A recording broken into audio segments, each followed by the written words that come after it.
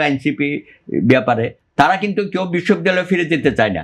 মুক্তিযুদ্ধের সময় কিন্তু আমরা সবাই কিন্তু ক্যাম্পাসে চলে গেছি। বর্তমান বিএনপি 2001-এর বিএনপি 2026-এর বিএনপি এই চ্যালেঞ্জগুলো মোকাবেলা করতে পারবে তো কিনা? বিএনপির তো অনেক গুণগত পরিবর্তন হয়েছে এবং লিডারশিপেরও তো অনেক ম্যাচুরিটি আসছে। তখনকার একটা সময় গেছে এবং হিংসা, বিদ্বেষ, প্রতিশোধ এই রাজনীতিতে চলমান ছিল, যেটা শেখ হাসিনা আসার পরে আরও ভয়াবহ রূপ ধারণ করলো। সুতরাং এটা কোনো সলিউশন না, দেশকে এখান থেকে মুক্ত রাখতে হবে। এবং আশা করি জনাব তারেক রহমান 17 বছর প্রবাসী জীবনযাপন করে ওখান থেকে যে শিক্ষাটা সে নিয়ে এবং সেটাতে এই পর্যন্ত 2 মাস হলো সে আছে 25শে ডিসেম্বর। এই 2 মাসের মধ্যে এসে একটা গুরু দায়িত্ব তাকে পালন করতে হলে সারা দেশ চষে বেড়াচ্ছে। তার বক্তব্যগুলো এগুলো সংযত আছে এবং সে নিজেই বলে যে আমরা আর প্রতিহিংসা রাজনীতির দিকে যাব না।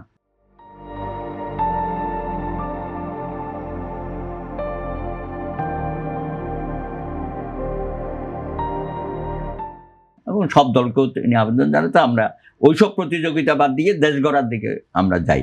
এবং আমাদের তো আসলে ভালো রাজনীতিবিদ তৈরি করতে হবে। এখন এনসিপি তো সেই দায়িত্ব নিচ্ছে, ভালো, এটা তো আমরা আশাবাদী হই। কারণ তরুণরা তো রাজনীতি বিমুখ হয়ে গেছিল বিগত বছরগুলোতে, এবং ছাত্র রাজনীতির নামে তো অধিকাংশ জায়গায় অপরাজনীতি হয়েছে, তাই না? অস্ত্রের ঝঞ্ঝানা নিয়ে আমরা দেখেছি, এই সিট বাণিজ্য, টেন্ডার, নিজেদের মধ্যে অন্তর্দলীয় কোন্দল বহু লোককে হত্যা করা হয়েছে। আগামী দিনে আমরা ক্যাম্পাস সন্ত্রাস মুক্ত রাখতে চাই, শিক্ষা জীবনে আমরা ফিরে যেতে চাই। এই যে আমাদের একটা সমালোচনা ছিল এনসিপি ব্যাপারে, তারা কিন্তু কেউ বিশ্ববিদ্যালয়ে ফিরে যেতে চায় না।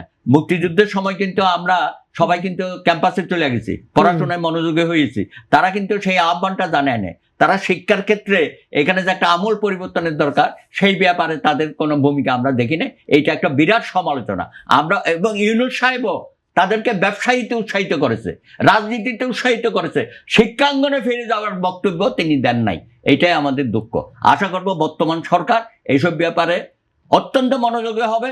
তারা একটা আশা করেছিলাম যে একটা কি বলবো, স্বল্প সংখ্যক লোকজন নিয়ে একটা মন্ত্রিসভা করবে। এখন অতীতের মতো 50 জনের একটা মন্ত্রিসভা করেছে, আরো 10 জন উপদেষ্টা করে একটা 60 জনের একটা বহর তৈরি করেছে। দেখা যাক, এবং এর মধ্যে নানা রকম কথাবার্তা হবে। অতীতেও যেমন আওয়ামী লীগের আমলে কয়েকজন ব্যক্তি আওয়ামী লীগকে আনপপুলার করার জন্য বিভিন্ন রকমের বক্তব্য দিত, এখনো ইদানিং 2-1টা বক্তব্য আমরা শুনতে। আশা করি এগুলো থামেন ভাই, আপনারা কাজ করেন, কাজের মাধ্যমে জনগণকে কিছু সুফল দেন, সেটা আমরা দেখতে চাই। আমরা একটু জানতে চাই আপনার কাছ থেকে খুব সংক্ষেপে, যে